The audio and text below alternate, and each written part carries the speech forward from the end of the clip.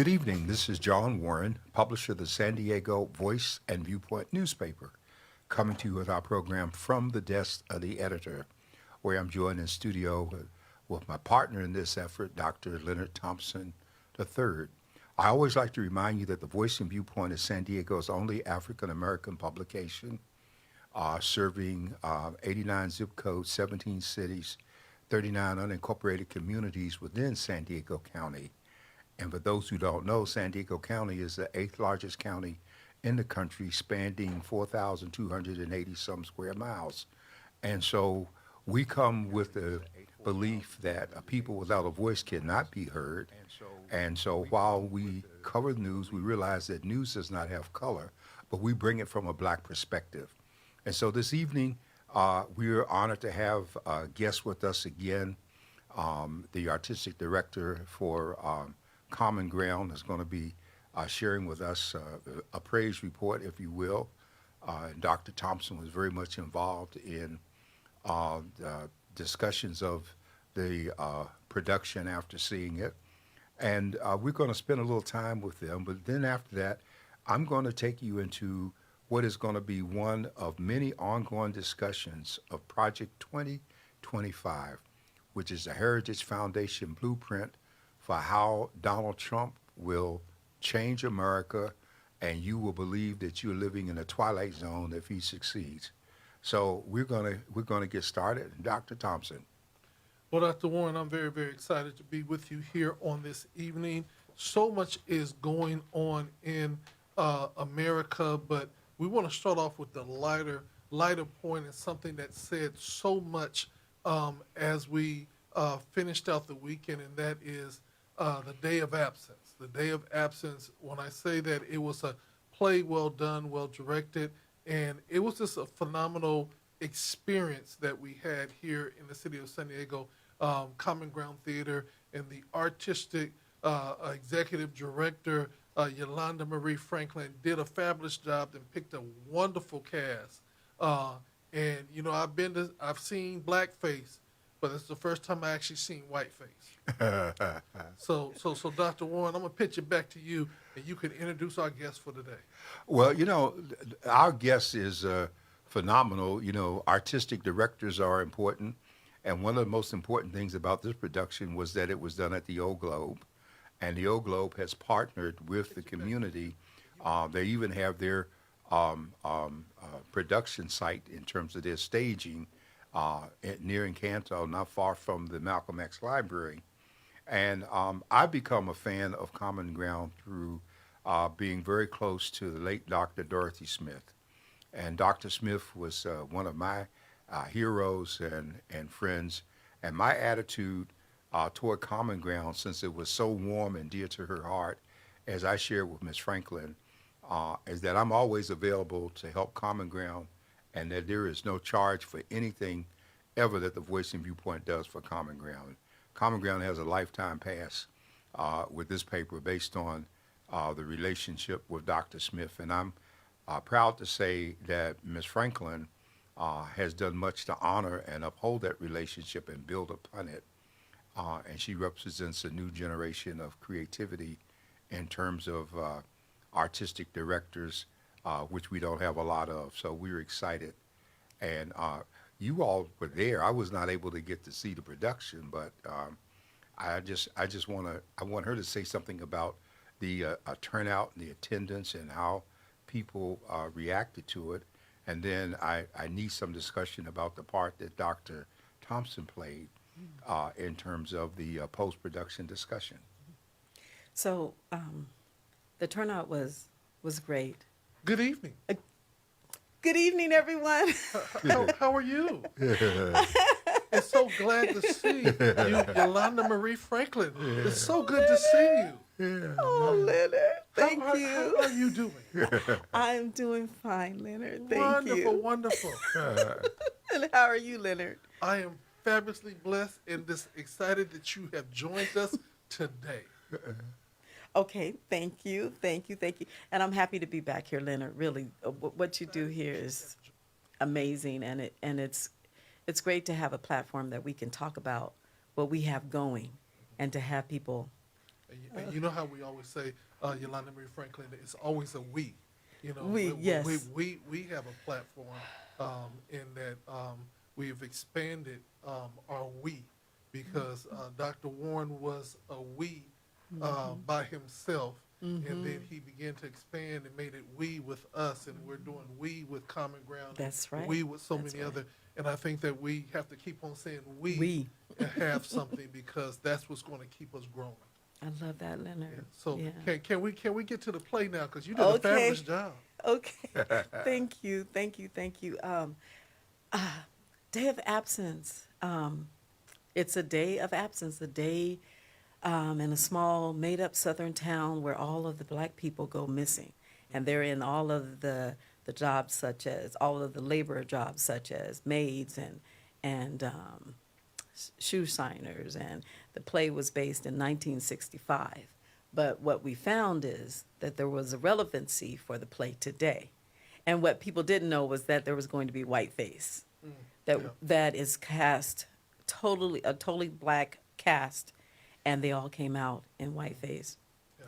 And some of the themes in the play are racism.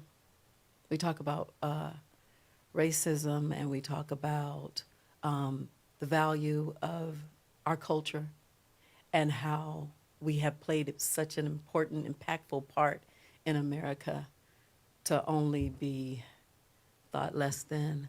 And so fighting for our history, just so many things. But Leonard, I'd like to talk about the talk back afterwards, Oh, if we well, can. let's talk about the direction of it. Okay. I wanted to say Oh. that the cast that you selected was absolutely phenomenal.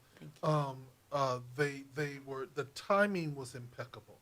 Everything, nothing lagged, nothing. You know how sometimes like, hold on, take two. There was no take two. Everything was phenomenal. And what I also loved about it is that you use young people, young lady who just graduated from high school was in the play, as well as you had people that were closer into their 60s, a part of it, and they became the cast. And what I loved about it, you had people from all walks of life, as actors and actresses doing an amazing job. And finding out, the church folks come out. The young lady said, I did the costumes, and I said, I didn't know you did. She said, oh, I've done a lot of plays. And you're involving more and more everyday people in the theater. And I think that says a tremendous amount of where Common Ground is going, as well as your vision that God has given you for to move the needle forward. Because it's about the community. This is the community's theater. So that's where we start first. We start with the people that build the community, are in the community, and we found that there's a lot of talent that people haven't tapped into. And so bringing our high schoolers, bringing our vets, and putting them all together and showing people that that there's a wealth of talented people, intelligent people, people that want to support the vision and that can take direction, and people that are hungry for this. I just was so amazed at how, I have to say. Well, while you're thinking of words, Yeah, let's yeah. understand that what is happening in terms of the energy is a tremendous response to what you have brought to this. I mean, you took the black nativity to a whole different level when you involved the pastors and churches in ways that had not been done before. And for the record, I've never seen a bad production of black nativity. You took the whole concept of Common Ground outside of the community when you went to Scripps Ranch for the other piece, and now you're at the Old Globe. And so these movements are important because San Diego's African American and black communities are all over San Diego. We are not constricted to southeastern San Diego as people would want us to be. And your productions come at a very important time because they come right on the heels of Kumbah Fest. We know that the floods impacted it in such a way that Part of it had to go to ECC, as I was talking to the Han, and it had to be held when he did to stay within the confines of their grant without it expiring. And that happened at the same time that Dr. Thompson was doing Gospel Day at Del Mar Fair. And so when we had these different activities happening, it shows that San Diego has grown because 40 years ago, San Diego couldn't have more than one black event at a time. It just didn't work, okay, because of how we were set up and how limited people were. Now we are larger in numbers, we're diverse, we're enabled, and a lot of that is a result of what you've been doing.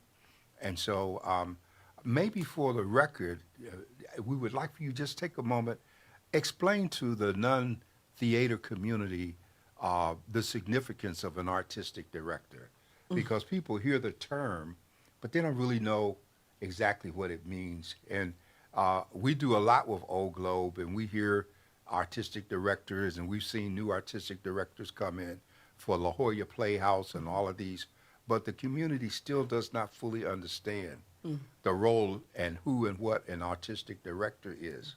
Just like a lot of people didn't understand when they see the words in a movie saying producer and executive producer or producer of a show, like what we do here, the producers do a great deal of work to help make the show happen. So just say a word and thank help you. us, help the lay people, artistic directors for dummies. Let's do that one, okay. You know, thank you. That's a very good question. No one ever really dives into that. And because I'm dual-hatted, where I'm the executive artistic director of Common Ground Theater, and I'll tell you what that means, but I also am the director for the shows, and that's Right. quite different. Right. So, as a director, I'll start there. As a director for a show, I will select the artist. I will go through picking out scenery. I'll set the vision for the show. I will help with costumes. Everything has to come through me. So I'm working with the actors at night, and I'm working with the crew members, the set design. Every single thing, I have to make sure that it's all in line with the vision that the playwright set. That I'm So going let's for. use that, let's give them a bigger picture there. Let's take Hamilton Okay. as an example, okay? Hamilton came here. Unfortunately, most people here couldn't afford to see it because of the price of the tickets.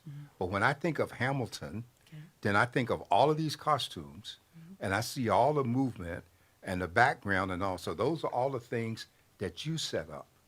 Well, what I set up is I mean, by picking it. I conceptualize. have a team. Right. I'll have a team, but we'll talk about the vision. The vision for Day of Absence was, I went through the play, and the playwright had an idea that everything needed to be done in patriotic colors, red, white, and blue. So it needed to look like that, from our flyers to the costumes to the lighting, everything. And it was significant that we used those colors for the mood, for the tone of the show, for how people came out.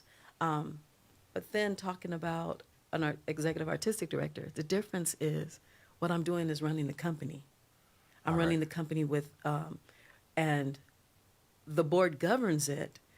But what I do is I take them the vision, I take them the planning of the season, I'm selecting the plays, then I'm saying when these plays are going to go on, I'll get royalties for the plays, I will set up with our treasurer what the budget is going to be, making sure that we can afford to do these plays. Also fundraising, also selecting who's going to do the marketing. I mean, really, really running the company. That's the business side. And then the Okay. show side is bringing in the right kind of actors that are going to spark interest. And as an artistic director, I am engaging the community in this resurgence of Common Ground Theater.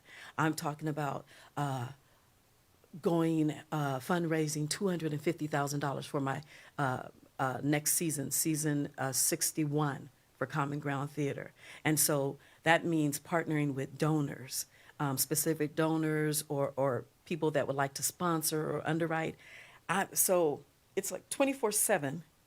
I am up when I raise up in the morning, I'm talking to my president, and I'm talking about different, what my things are on, that I have going on for the day, and what I need her help in, because we're, right now, our structure that we have at Common Ground is limited to, I'm the one sole employee that they have, and then I have a working board that helps me. So it sounds like you're doing two jobs in one, really.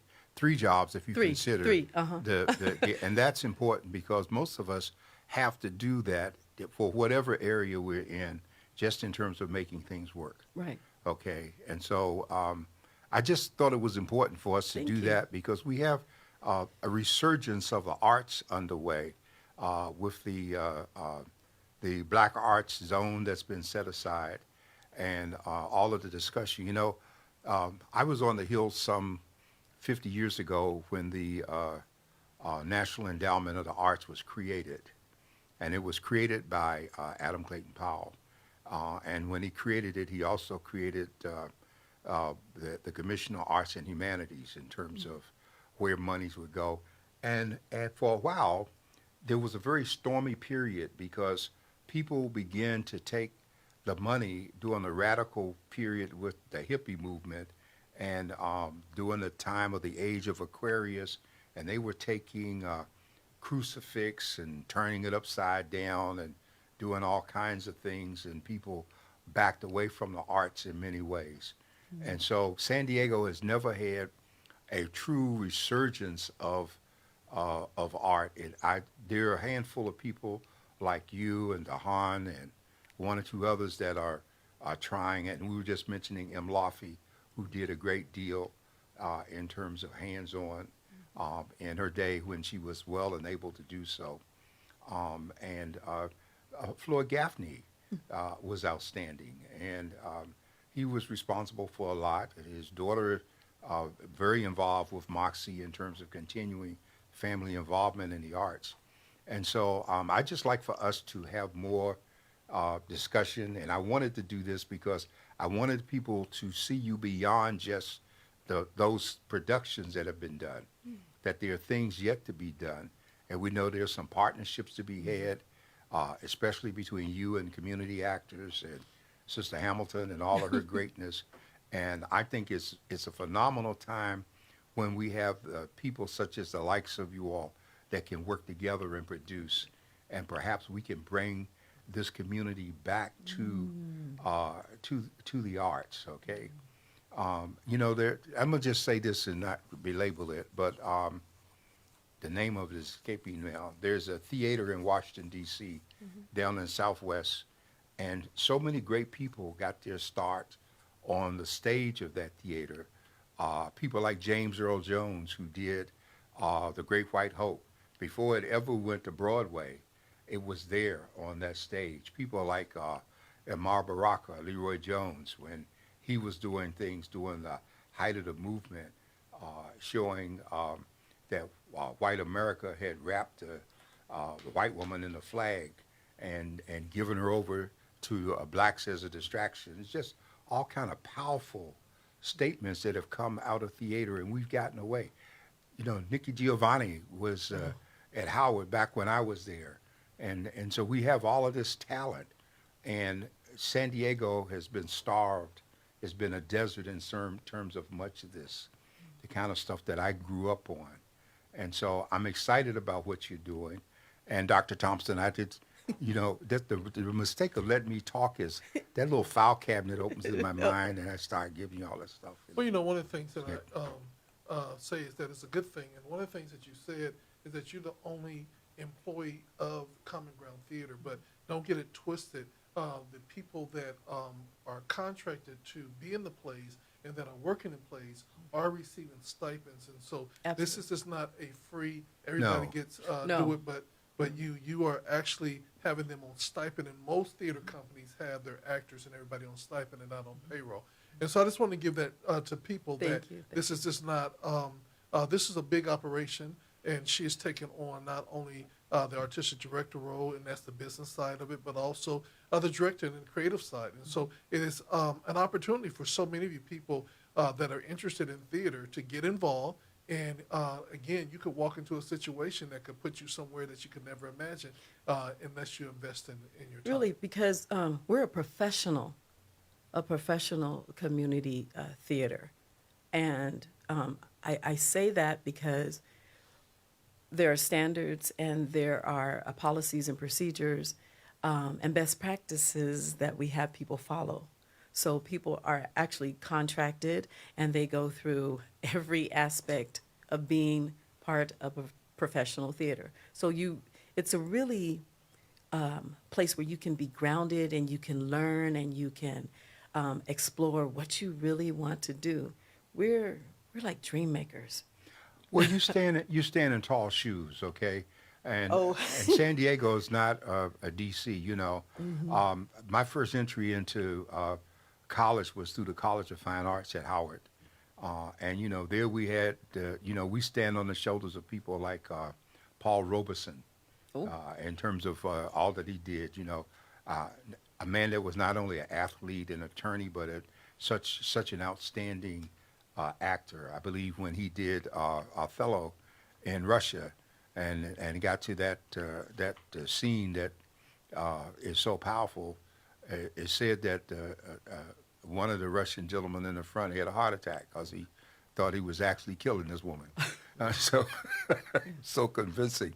But we got, it's important that through you we learn, and like what you were doing with Dr. Thompson, and we still didn't do that. We want to hear more about that feedback period, because when I see what you're doing, and I think of people like Lawrence Fishburne, who is a Shakespearean trained actor. We don't think of blacks being Shakespearean trained actors. We think that Richard Burton was the only person that was Shakespearean trained. That wasn't the case.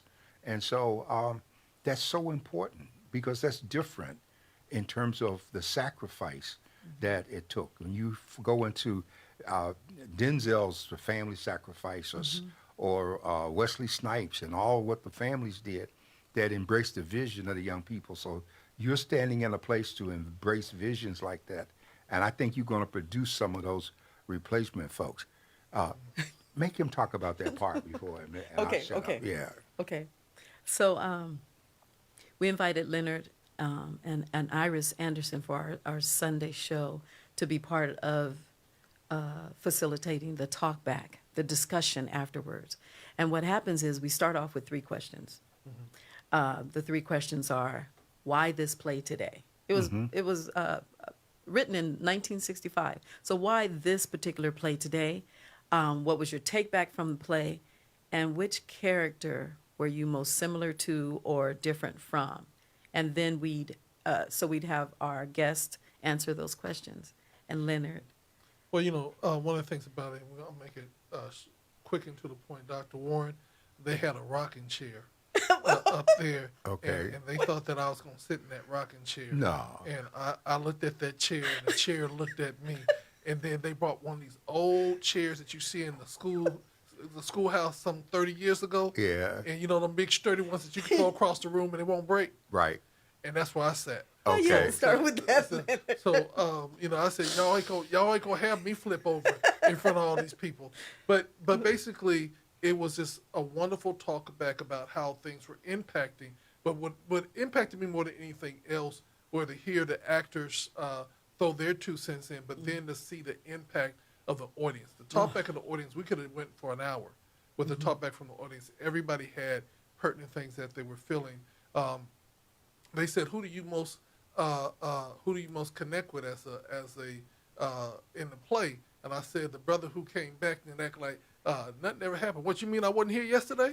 You know what I'm saying? Because many times we come into scenes and everybody in the world ended for everybody else, and we come back on and like, hey, we used to it, but nothing happened to us. It might have happened to you, but it didn't happen to us.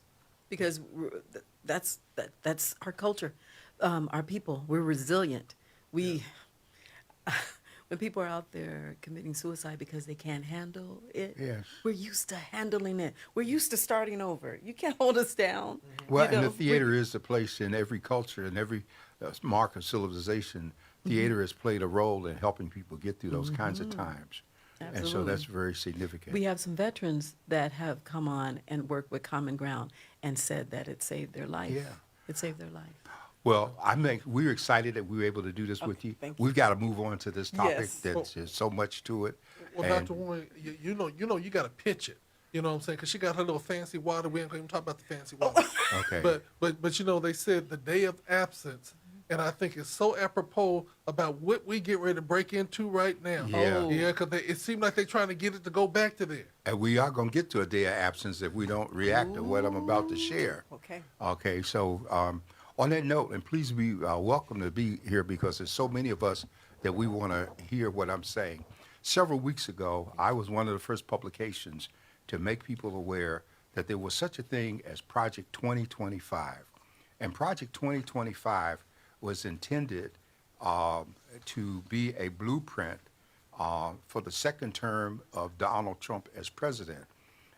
In his first term, which he campaigned in 2016 and was elected in 2020, the Heritage Foundation, which is a nonprofit think tank with great dollars and deep pockets, the Heritage Foundation laid out a blueprint for how to dismantle the things that had been done by Barack Obama as president. And this was not an unusual pattern because history is repeat with whenever black people or African Americans have made significant social gains, it's followed by an effort to reverse and to wipe it out. When we came out of the Civil War and moved into the period of Reconstruction, we were elected officials. We were the first black superintendent of public instruction in South Carolina. We had 2 black U.S. senators from the state of Mississippi.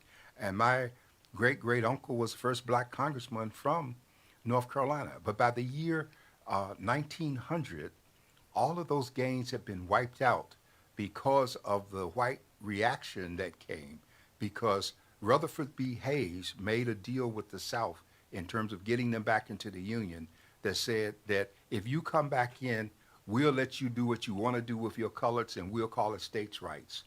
And we won't interfere. And so that happened. And so let's fast forward to Thurgood Marshall and all the good that he did.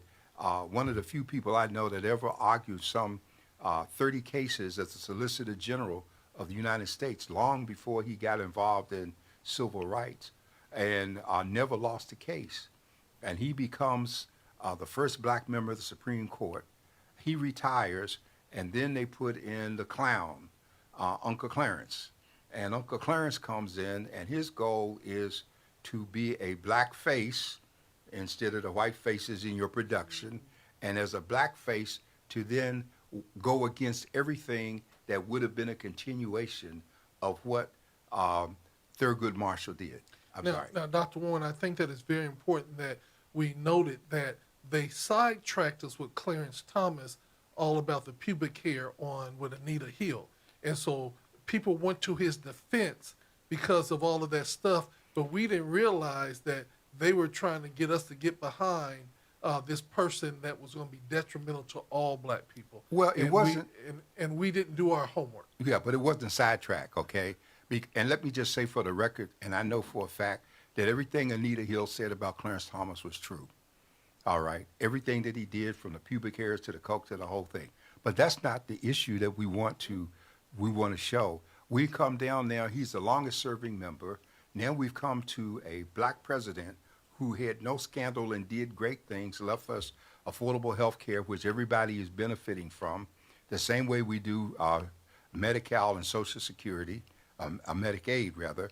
And so now we have this heritage group with this new plan. And this new plan has been drawn up by former members of Trump's own administration. And this new plan, called Project 2025, 900 pages. I'm going to give you some of the highlights each week as I discuss what this plan would do. You can download it if you would like to, and you can follow it.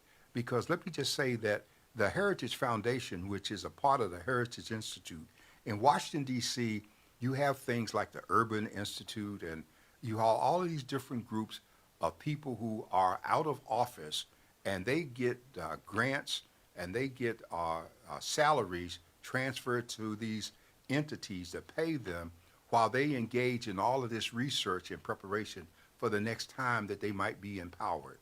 Okay, so during my years as vice president of a policy institute, there were many times that I would fly up to Harvard in the evening to the Kennedy Institute for a dinner meeting to talk about the plans of what we were going to do as Democrats when we got back in power. And so here we have the Heritage Group, and I'm going to give you some of the highlights of what they are proposing because the Democrats have been slow to respond and people are acting like it's not going to happen. The plan that I'm sharing highlights from is intended to take place within the first 180 days of the Trump administration, and it will start on day one.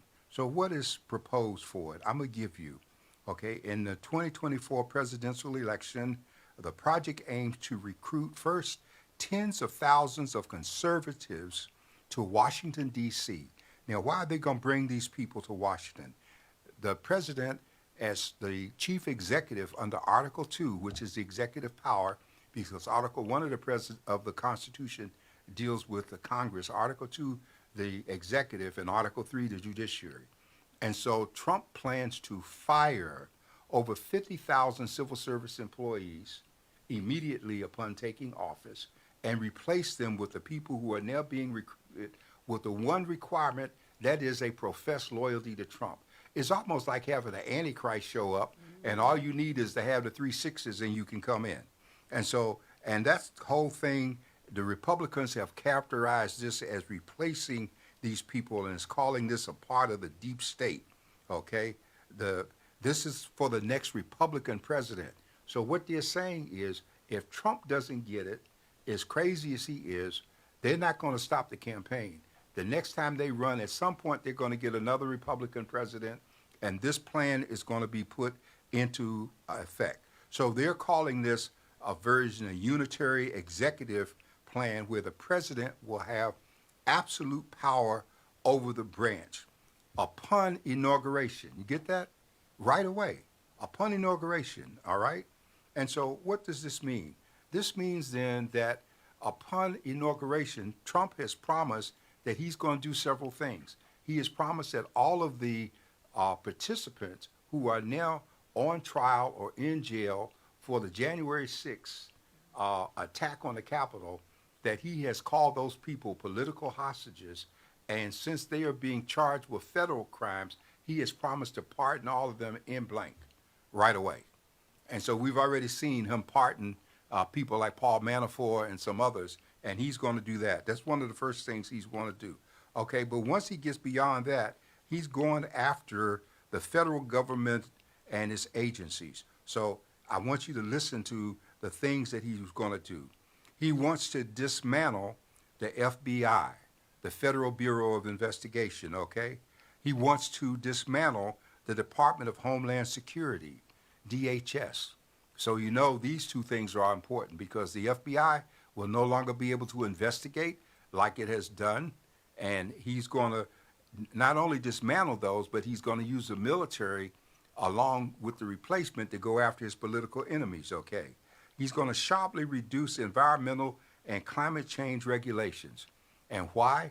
Because the environmental regulations cost money to his wealthy business partners. These were the people that he gave tax cuts to that added trillions to the deficit, and now he's promising to give new tax cuts to them, when Biden, on the other hand, is promising to tax the wealthy at least 25%, which will raise the trillions of dollars that's needed to help the government that's already about to go into default, okay? Now, not only that, but he's going to what? Eliminate the Department of Commerce. The Department of Commerce? Commerce is important. The Department of Commerce handles the census. The Department of Commerce has the clock. It tells you what's happening in terms of business. He's going to become the business advisor. So the business will be according to what he wants, which puts him into an autocratic position, pretty much like Putin in Russia, okay? And these are not secrets. These are things that are proposed. He's acting like he doesn't know about them now, but yet people from his administration, like what's the doctor, Ben Carson, and the other one from that was out here that's now serving time in jail, all of these people were part of this plan, okay? He's going to eliminate the Department of Commerce. He is going to what? Get rid of the Federal Communications Commission, and that's important because all these radio and TV licenses and what was done in the past for us in previous Democratic administrations that allowed blacks to buy radio stations and TV stations and to become participants in the communication game, that's going to be wiped out because he's going to control it, okay? He's going to eliminate the Federal Trade Commission.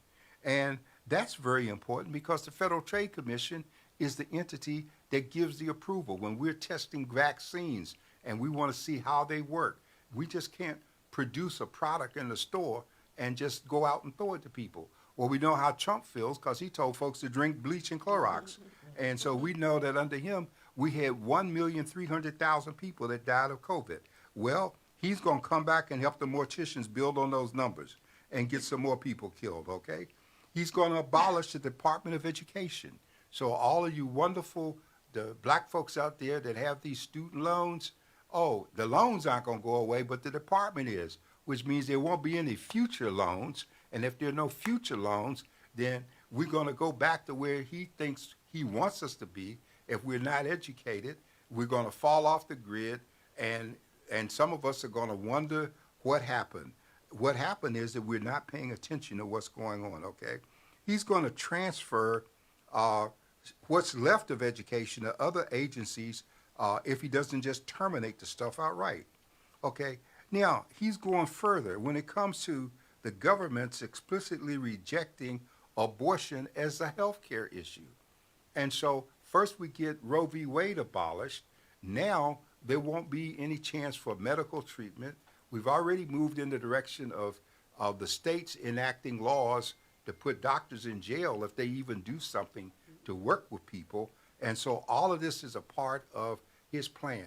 What he's saying in the campaign, Trump is saying, well, it's states' rights. Well, doesn't that sound familiar? Didn't I say that's what Rutherford B. Hayes said after the Civil War? He gave the power to the South as states' rights, and they imposed Jim Crow, segregation, all kinds of dual standards, and that was their way of responding to keeping us in our place. He is going to remove protections against discrimination based on sexual or gender identity. In other words, there is not going to be any more diversity, equity, and inclusion. Affirmative action is going to be wiped out.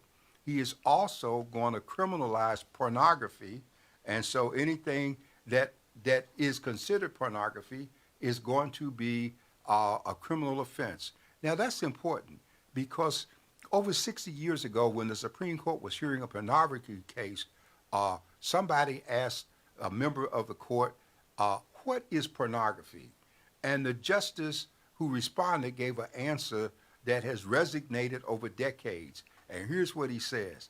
He says, I can't define it, but I know it when I see it. So is that going to be what we use to put people in jail?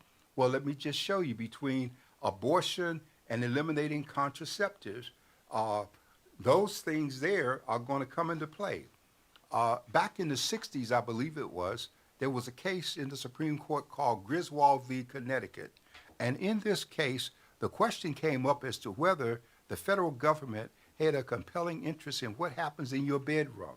And it was an important case because it was trying to block the use of contraceptives in the privacy of one's home and bedroom in terms of sex. And so he is going to come back to criminalize contraceptives. He's already attacked abortion.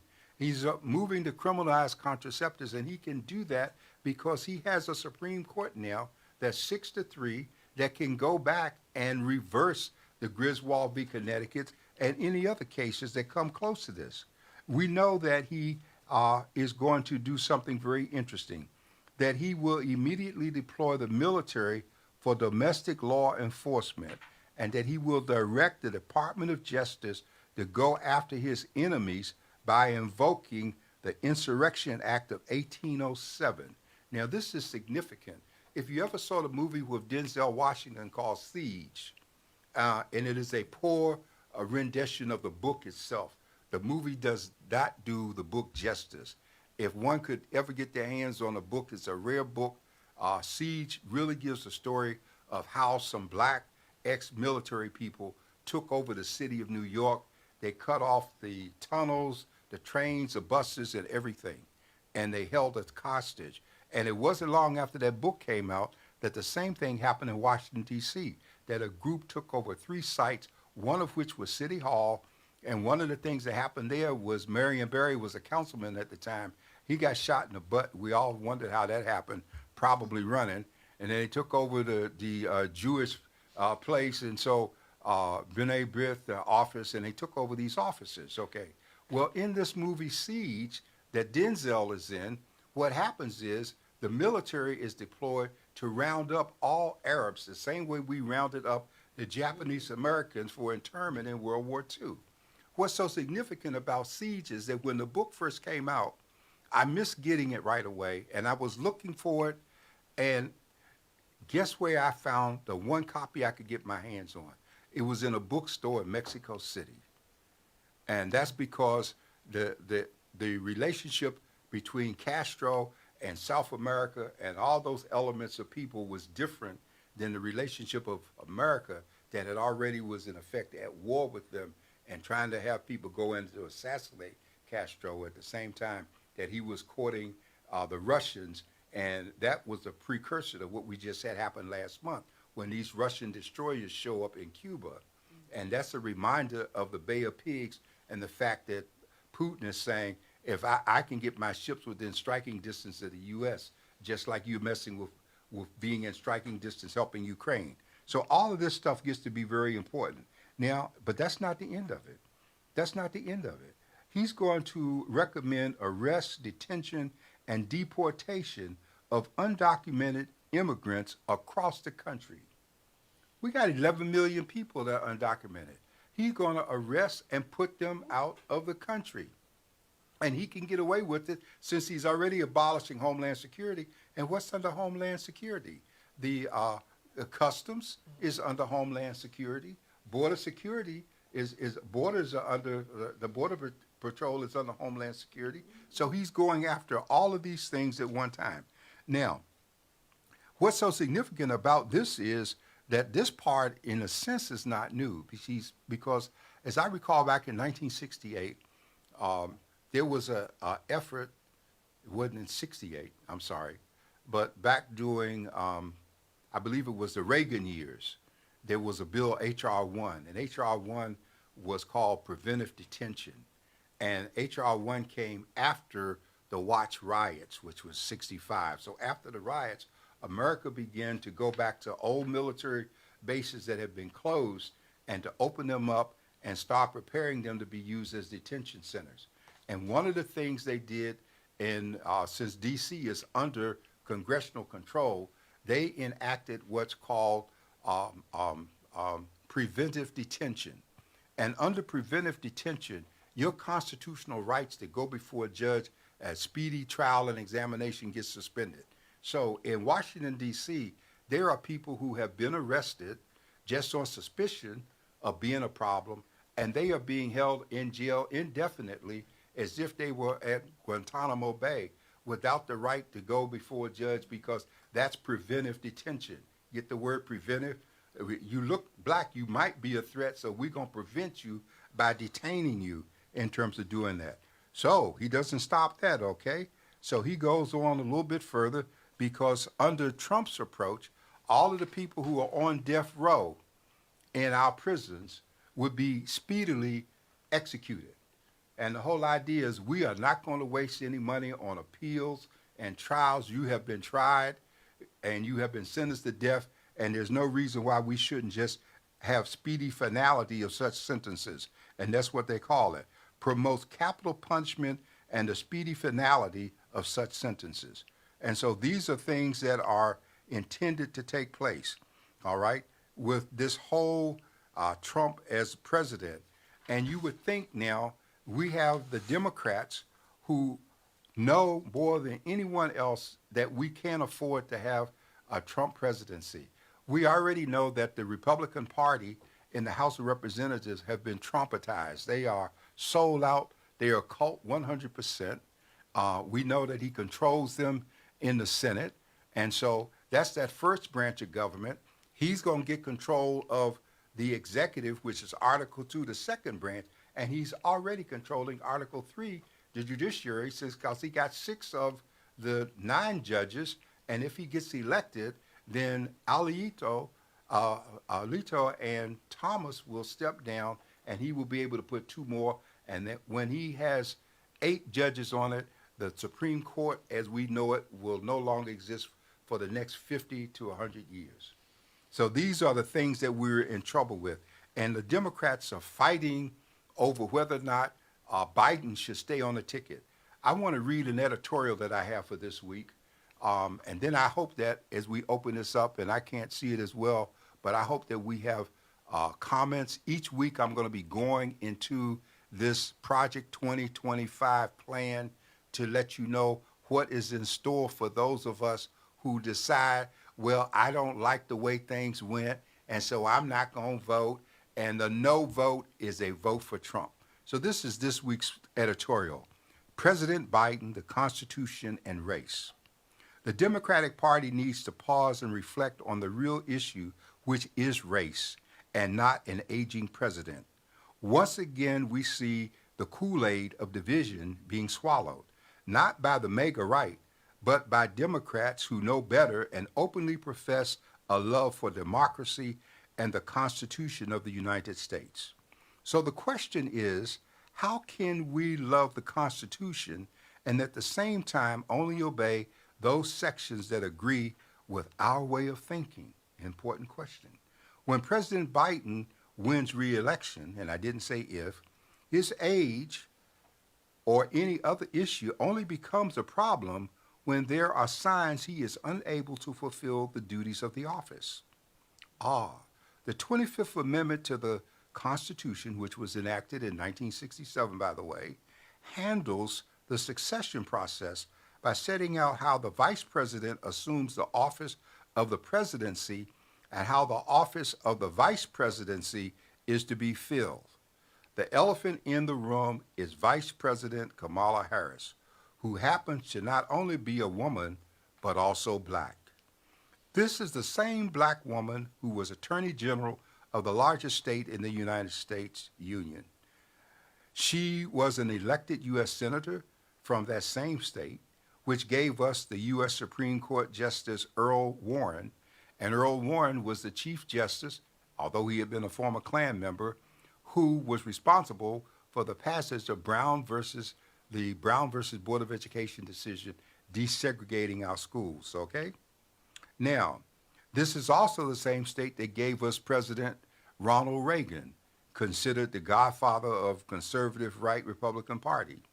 Since she has been elected by the Democratic Party's primary process, which made Joe Biden the presidential candidate and Harris the vice presidential candidate, is the real issue the age of a man who in the last 4 years rescued this nation from the brink of destruction? Is it the Democrats opposing the president, staying in the race, who have Alzheimer's? Again, I'm saying, is it the Democrats who have Alzheimer's when they're trying to suggest it's the president?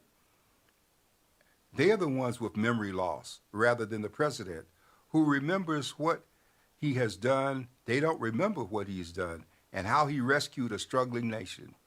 Is it the Democrats complaining about the president and how that Trump has a better chance at winning against a last-minute replacement than running against a president who has already beaten him before? With knowing all these facts, especially the presence of the 25th Amendment, the only card left in the deck is race.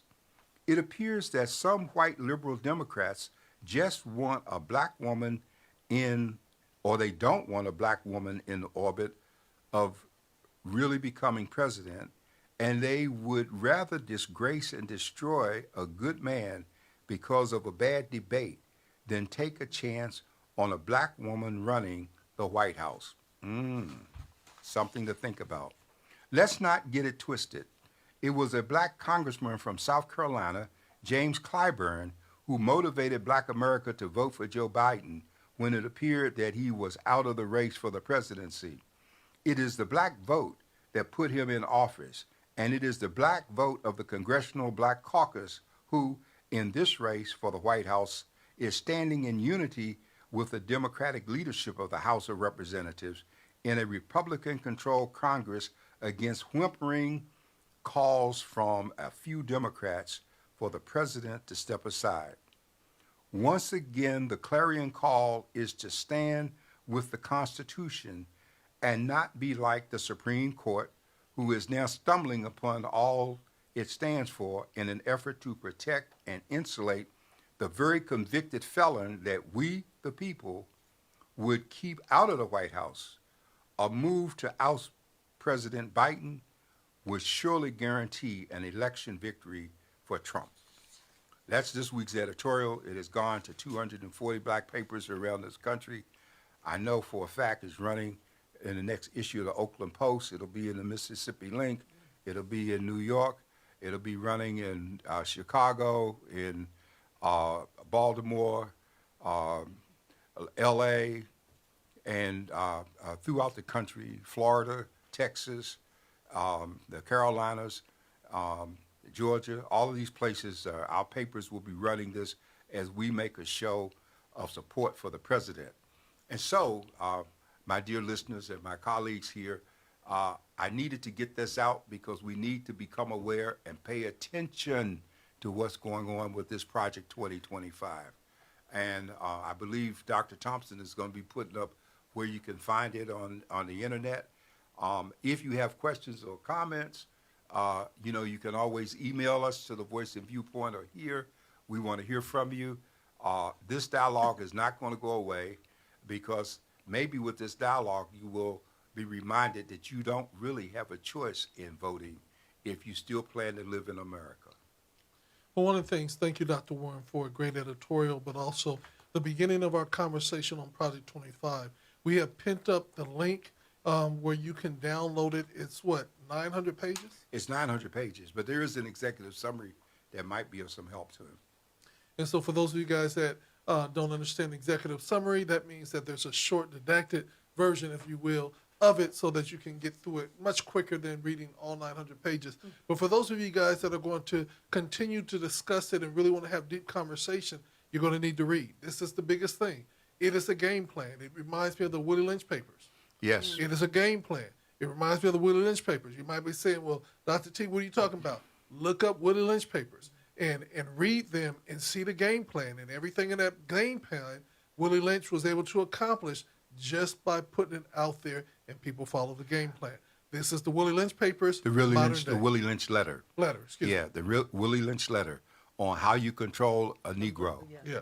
Okay, and if you follow the letter, it was written for white people who had blacks, and so it showed them how to keep blacks in their place. Yeah. So that's what we want you to do. This is the most pivotal, crucial election as ever before. We cannot sit back and be starstruck. We cannot sit back and look at sound bites and listen to sound bites. We're going to have to read. We're going to have to get involved. We're going to have to walk. We're going to have to get out people out to vote. Parents, if you got children in your household that are voting age and they're too lazy to get up and register and vote, then send them outside your house and say, if you can't fight for your freedom in America, then you can't stay here. We need to put some things in place. We need to require our children and our community to get out and vote. We're not telling you who to vote for. Right. We want you to vote the right way, but we want you to vote. And to know that a no vote is a vote in effect for the other side. Because if you're not voting, you're voting. And see, and I want to say this, and I'm going to use this in my best Southern voice that I can do, because you gotta really hear it when I say, when somebody come up to you and say, look, now I'm gonna say it sweetly to you, but I'm gonna do you in. I'm gonna throw so many tricks your way that's gonna spin your head. Now we're gonna make America great, but you're really not involved with it. We're gonna get rid of y'all. And we're going to set you aside. And if you disagree with me, we're going to do this and we're going to do that. But we're going to build the deck up against y'all because y'all don't see that that's what we're doing. No matter how they say it, no matter how many times that he said it wasn't him, no matter how many times that he He then makes it seem like it's everybody else's issue. The bottom line is the mistake would be is to put this narcissistic person back in the White House and then let the small majority get around him and then push their agenda to the next level. And the only way we can stop them is with the vote. That is our secret weapon, because the vote will make a difference. The vote not only will keep Trump out, but we have to vote at the state and local level, because if we vote out those Republican members of Congress that stand with him and those Republican senators, and we return control of the Congress and the Senate to the Democrats, then we have a weapon that we can use against the Supreme Court. The only solution against the Supreme Court, let me make sure you understand this process. When the Supreme Court makes a decision and passes on a law, the only way to overturn that outside of them reversing themselves is for the legislative body to make a law that reverses what they did in terms of their opinion. And we can only get that done if we have the number of people in the House that can vote, the number of people in the Senate that can participate, and a Democratic president in the White House. And there is no way that we're going to substitute 4 months before an election anyone other than Kamala Harris, who has the highest pollings of any of them. And why are we talking about finding someone else when she stands in the role and in the position, both under the Constitution and in reality, as being the next person there? Yeah. And so we got to make this clear, and we got to fight for it. Yeah, Shalonda, you done sat through and you've been the special guest. You have anything that has impacted you that you might want to say before we close this out? Use your mic. You know, I know you're in theater. You will project, but you know. I'm ready to tune in to hear what you have to say week by week, and I'm so glad that you two are here and informing us in the community so that we can go get out and vote. We have to get out and vote. That's the most important thing. Ring, ring, ring, y'all. The class is in every Wednesday night. The school bell is rung, and we got to get together, and we must educate ourselves to impact our nation. We as a people cannot be silent. We cannot be docile. We can't be cynical. We have to get involved. And Dr. Warren, you are declaring call that is going around the nation to all the newspapers. If y'all don't believe it, pick up the papers, and you'll see Dr. Warren is giving a clarion call to everybody. Nobody is going to be able to say that they did not know. That's right. It's called notice and due process. You got notice, now you have an opportunity to act. That's due process. You know that the enemy is coming, so get ready for it. With that being said, this is from the desk of the editor right here on GOD Radio 1. Y'all have a very, very blessed week. And if God say the same, we will be back here next Wednesday right here on GODRadio1.com.